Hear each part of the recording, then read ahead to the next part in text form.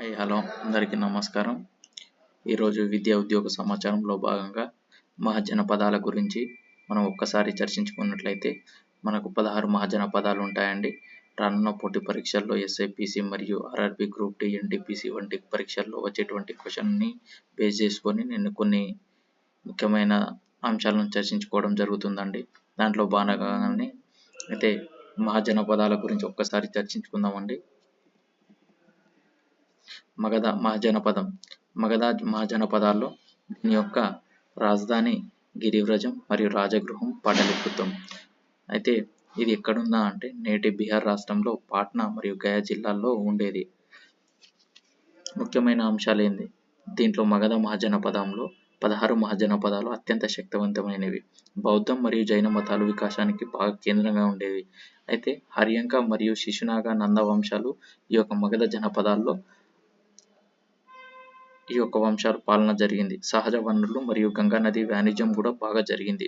పరీక్షలో వచ్చేటువంటి ఏ విధమైన క్వశ్చన్లు వస్తాయంటే మగధ రాజధానులు ఏవి, చంద్రగుప్త పాలన కాలంలో అతిపెద్ద సామ్రాజ్యంగా అవతరించిందా లేదా అనేది నీకు స్టేట్మెంట్ బేస్డ్ క్వశ్చన్స్ రావడం జరుగుతుందండి. బుద్ధుడు మహావీరుడు సంచరించిన ప్రాంతం అని అంటాడు. వాస్తవానికి సంచరించడా మనకు ఒకసారి తెలిస్తేనే దానికి క్వశ్చన్కి ఆన్సర్ చేయడానికి నీకు ఆస్కారం ఉంటుందండి. అయితే 16 మహాజనపదాల గురించి ఒక్కసారి చర్చించుకున్నట్లయితే షోడశ మహాజనపదాలు గాంధార, కాంబోజ, పాంచల, మల్ల, అంగ, మగధ, అస్మక, కోసల, వత్స, చేది, శూరసేన, అవంతి, కురు, మత్స్య, వజ్జి ఈ 16 మహాజనపదాలు ఉంటాయండి. దీన్ని బేస్ చేసుకొని రానున్న పోటీ పరీక్షలో వచ్చేటువంటి క్వశ్చన్స్ని ఒక్కసారి చర్చించుకుందామండి. కాంబోజ మహాజనపదం. కాంబోజ మహాజనపదం ఎప్పుడు ఏర్పడ్డా అంటే 6వ శతాబ్దంలో ఏర్పడ్డది. దాని యొక్క రాజధాని రాజపురం. ఇది ఎక్కడున్నా అంటే నేటి పాకిస్తాన్ వాయువ్య ప్రాంతంలో ఉంది. పాలనా విధానం గణరాజ్యం అంటే స్వతంత్ర రాజ్యం అంటే రాజ్య పాలన మాత్రమే మిశ్రమ స్వరూపం ఉంది. ముఖ్యాంశాలు వాయువ్య భారత ఉపఖండంలో ఉన్న రాజ్యం అశ్వసేన అంటే గుర్రాలకు ప్రసిద్ధి, వాణిజ్యం మరియు సైనికీకరణకి ప్రాముఖ్యం, విదేశ సంస్కృతి ప్రభావం కనిపిస్తుంది. మత్స్య మహాజనపదం. ఇది రాజధాని 16 జనపదాల్లో ఒకటి. దీని యొక్క రాజధాని ఏంటంటే విరాట నగరం. ఇది ఎక్కడున్నా అంటే నేటి రాజస్థాన్ జిల్లా జైపూర్ అల్వార్ ప్రాంతంలో ఉంది. పాలన విధానం అంటే రాజుల పాలన ఉంది. ముఖ్యాంశాలు 16 మహాజనపదాల్లో ఈ యొక్క మత్స్య అనేది ఒకటి. పశ్చిమ భారతదేశంలో ఉన్న ప్రముఖ రాజ్యం. మహాభారత కాలంలో విరాట రాజులతో ప్రసిద్ధి చెందింది. వ్యవసాయం పశుపోషణ అనుకూలమైనటువంటి ప్రాంతం. మనం అర్థం చేసుకోవాలి ఎక్కడంటే ఈ రాజస్థాన్ ప్రాంతంలో మొత్తం ఎడారి ఉంటుంది కాబట్టి అక్కడ వ్యవసాయం పశుపోషణ ఎక్కువగా అనుకూలంగా ఉంటుందని. పరీక్షలో వచ్చేటువంటి ఏ విధంగా క్వశ్చన్ వస్తా అంటే మత్స్య యొక్క రాజధాని ఏంటంటే విరాటపురం. విరాట రాజ్యంలో అనుబంధం ఉన్న మహాజనపదం ఏది అని అడగడానికి కోసం. గాంధారి మహాజనపదం. గాంధార మహాజనపదం నేటి రాజధాని తక్షశిల. ఓకే, రాజధాని ఏమో తక్షశిల. ఇప్పుడు ఎక్కడున్నా అంటే నేటి పాకిస్తాన్ వాయువ్య భారత ఉపఖండంలో ఉంది. పాలనా విధానం రాజ్య పాలన. ముఖ్యమైన అంశాలు ప్రసిద్ధమైనటువంటి విద్యానగరం, వాయువ్య భారతదేశంలో ఉన్న ప్రముఖ రాజ్యం, తక్షశిల విశ్వవిద్యాలయానికి ప్రసిద్ధి, విదేశీ సంస్కృతుల ప్రభావం ఉన్న ప్రాంతం, వాణిజ్య మార్గాలకు కీలక కేంద్రం. ఈ రాజ్య పాలకుడు పుష్కరశర బింబిసారుడికి సమకాలికుడు. అవంతి మహాజనపదం. ఇది క్రీస్తుపూర్వం 6వ శతాబ్దంలో. దాని యొక్క రాజధాని ఉజ్జయిని. తర్వాత మహిష్మతి ఎక్కడ ఉందంటే దక్షిణ ప్రాంత రాజధాని, పైన ఉత్తర రాజధాని ఉజ్జయిని. తర్వాత నేటి స్థానం ఇది మధ్యప్రదేశ్ మధ్యలో ఉందండి. ముఖ్యాంశాలు నేత్రావతి నది 2 భాగాలుగా విభజిస్తుంది. మధ్య భారతదేశంలో శక్తివంతమైన రాజ్యం. ఉజ్జయిని ముఖ్య రాజకీయ మరియు వాణిజ్య కేంద్రం. బౌద్ధ మత విస్తరణకు అనుకూలమైన ప్రాంతం. మగధకు సమకాలీన శక్తివంతమైన మహాజనపదం. చేది రాజ్యం అండి. చేది దాని యొక్క రాజధాని శుక్తిమతి. ఇది ఎక్కడ ఉందంటే నేటి మధ్యప్రదేశ్ బుందేల్ఖండ్ అనే ప్రాంతంలో ఉంది. ముఖ్యాంశాలు మధ్య భారతదేశంలో ఉన్న ప్రముఖ రాజ్యం, వ్యవసాయం మరియు వాణిజ్యానికి అనుకూలం. మహాభారత కాలంలో చేది దేశ ప్రస్తావన ఉంది. కాశీ ఎక్కడున్నా అంటే ఇప్పుడు ఉత్తరప్రదేశ్లో ఉందండి. రాజధాని వారణాసి. ముఖ్యమైన అంశాలు ఏంటంటే కాశీ రాజ్యం వరుణ ఆసి నదుల మధ్య ఉండేది. గంగా నది తీరంలో ఉన్న ప్రముఖ రాజ్యం, ప్రముఖ విద్యా కేంద్రం, ప్రసిద్ధి చెందింది. తర్వాత కోసల మరియు మగధ చేతిలో బలహీనపడింది. పరీక్షలో వచ్చేటువంటి క్వశ్చన్ ఏంటంటే కాశీ యొక్క రాజధాని ఏంటంటే వారణాసి. కాశీ సుసంపన్న రాజ్యంగా ప్రసిద్ధి చెందడం జరిగిందా లేదా అనేది ఈ క్వశ్చన్ రావడం జరుగుతుంది. కురు యొక్క రాజధాని ఇంద్రప్రస్థ మరియు హస్తినాపురం. ఇది ఎక్కడ ఉందా అంటే నేడి ఢిల్లీ, మీరట్ పశ్చిమ ఉత్తరప్రదేశ్ ప్రాంతంలో ఉంది. తర్వాత ముఖ్యమైన అంశాలు ఏమిటంటే కురు రాజ్యంలో గంగా యమున మధ్య ప్రాంతాల్లో ఉన్న రాజ్యం, మహాభారత కాలానికి సంబంధించిన ప్రముఖ రాజ్యం, రాజకీయ సంస్కృతికి ప్రాముఖ్యం. పరీక్షలో వచ్చేటువంటి క్వశ్చన్స్ ఏంటంటే కురు యొక్క రాజధాని ఇంద్రప్రస్థ, హస్తినాపురం మహాభారతంలో అనుబంధం కలిగిన మహాజనపదం.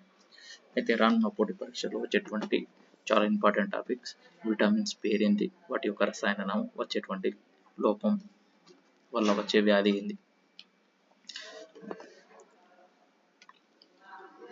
Vitamin A, B, C, D ఇవన్నీ విటమిన్స్ పేరండి, దాని యొక్క రసాయన నామం, దాని యొక్క లోపం వల్ల వచ్చేటువంటి వ్యాధి. విటమిన్ ఏ దాని రెటినాల్ రసాయన నామం, దానివల్ల వచ్చేటువంటి వ్యాధి రేచీకటి, జిరప్థాలిమియా. బి విటమిన్ థయామిన్, దానివల్ల వచ్చే వ్యాధి బెరిబెరి. బి12 రైబోఫ్లేవిన్, తర్వాత దాని వచ్చేటువంటి వ్యాధి కెలోసిస్. బి3 నియాసిన్, దానివల్ల వచ్చే వ్యాధి పెల్లగ్రా. బి6 రసాయన నామం పైరిడాక్సిన్, దానివల్ల వచ్చేటువంటి వ్యాధి ఎనీమియా. బి12 సైనకోబాలమైన్, దానివల్ల వచ్చేటువంటి వ్యాధి పెర్నియాసిస్, ఎనీమియా.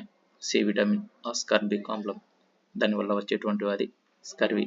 విటమిన్ డి దాని యొక్క రసాయన నామం కాల్సిఫెరాల్, దానివల్ల వచ్చేటువంటి వ్యాధి రికెట్స్, ఆస్టియోమలేసియా.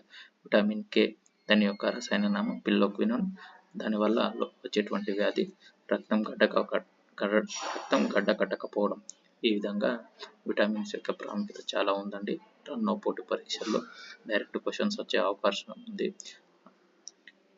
ఎస్ఎస్సి జీడీలో డైరెక్ట్గా విటమిన్ ఏ ఇచ్చి దాని యొక్క రసాయన నామం జతపరచడం, అటువంటి క్వశ్చన్స్ రావడం జరుగుతుంది. దాన్ని బేస్ చేసుకొని ఈ యొక్క టాపిక్ని మనం డిస్కషన్ చేయడం జరుగుతుందండి. దీనికి చాలా ఇంపార్టెంట్ ఉంది, ఒక్కసారి దీన్ని గుర్తించుకోండి అండి. పిండాలపై జన్యు పరీక్షలతో ప్రయోజనం లేదు. ఐసీఎంఆర్ స్పష్టీకరణ. కృత్రిమ గర్భధారణ యువ జంటలను సంతానం పొందే ప్రవృత్తి దేశంలో రోజు రోజుకు పెరుగుతుంది. ఈ ప్రక్రియతో సంతానం కోసం పిండాలు తల్లి గర్భంలో ప్రవేశపెట్టే ముందు వాటి జన్యు ఆరోగ్యాన్ని గుర్తించేందుకు ఓ పరీక్ష నిర్వహిస్తారు. దీనిని నాన్ ఇన్వెస్టిగేటివ్ క్రోమోజోల్ స్క్రీనింగ్ అని పిలుస్తారు. చికిత్స చేసేటప్పుడు ఈ పరీక్ష నిర్వహించాల్సిన అవసరం లేదని Indian society for the assisted reproductions భారత సంతాన సాఫల్యం సంస్థ, అకాడమీ ఆఫ్ క్లినికల్ ఎంబ్రియాలజిస్ట్ స్పష్టం చేశాయి. దీనికి సంబంధించిన శాస్త్రీయ అధ్యయనంలో భారత వైద్య పరిశోధన మండలి చెందిన డాక్టర్ దీపక్ మోదీ నేతృత్వం వహించారు. కృత్రిమ గర్భధారణ పిండాలపై జన్యు పరీక్ష అవసరం లేదని ప్రపంచం నలుమూలల నుంచి సేకరించిన పలు వైద్య సాక్ష్యాలు అధ్యయనం చేసిన అనంతరం నిపుణులు నిర్ధారించారు. సాధారణ ఐవీఎఫ్ పద్ధతిలో పిండాలు జన్యుపరమైన లోపాలు గుర్తించడానికి ప్రీ ఇంప్లాంటేషన్ జెనెటిక్ టెస్టింగ్ నిర్వహించారు. ఇందుకోసం పిండ బాహ్య పొర నుంచి కొన్ని కణాలు సేకరిస్తారు. ఈ పరీక్ష కోసం అత్యున్నత సాంకేతిక నైపుణ్యం అవసరం. అంతేగాక ఈ ప్రక్రియలో నిర్వహించే క్రమంలో పిండానికి హాని జరిగే ప్రమాదం లేకపోలేదు. దీంతో పిండానికి తాకాల్సిన అవసరం లేని నాన్ ఇన్వెస్టిగేషన్ జెనెటిక్ టెస్టింగ్ వైపు మొగ్గారు. అయితే ఈ పరీక్ష ఖచ్చితమైన ఫలితాలు ఇస్తుందా అన్న అనుమానాలు ఉన్నాయి. అంతేగాక ఇది ఖర్చుతో కూడుకున్నది కదా. ఈ నేపథ్యంలో ఆసరి పరీక్ష అవసరమా అనే ఈ విధంగా పిండాలపై జన్యు పరీక్షలు అవసరం లేదంటున్నారు. రానున్న పోటీ పరీక్షల్లో నేను ఇచ్చేటువంటి కరెంట్ అఫైర్స్ ఈ క్వశ్చన్ చాలా ఇంపార్టెంట్. 100% క్వశ్చన్స్ రావడానికి ఛాన్సెస్ ఉంటాయి. దీన్ని అసలు మర్చిపోవద్దు. నేను ఇచ్చేటువంటి కరెంట్ అఫైర్స్ కానీ ప్రతి టాపిక్ని కానీ బేస్ చేసుకొని క్వశ్చన్స్ రావడానికి ఆస్కారం ఉందండి. నా ఛానల్ని సబ్స్క్రైబ్ చేసుకొని బెల్ బటన్ని యాక్టివేట్ చేసుకోండి. నేను పెట్టిన వీడియో త్వరగా మీ ముందుకు వస్తుంది. సదా మీ సేవలో విద్యతో మేము సెలవు తీసుకుంటున్నాను.